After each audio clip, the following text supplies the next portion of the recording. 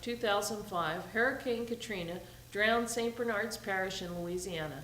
Every single home in that hard-working community was rendered unlivable due to flooding.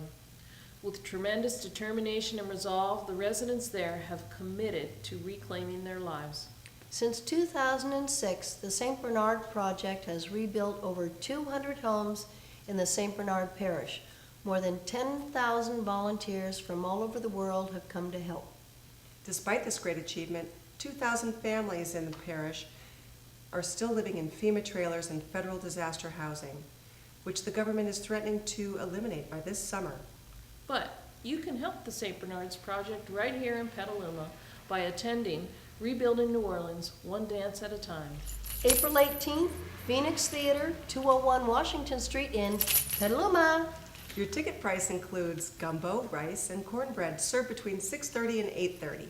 Entertainment will be provided by the Bay Area's favorite Cajun Zydeco band, Gator Beat.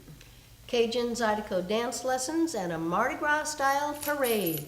A great time is sure to be had by all, so please join us on April 18th at the Phoenix Theater for Rebuilding New Orleans, one dance at a time. On est tout là, passer un bon temps toute la nuit.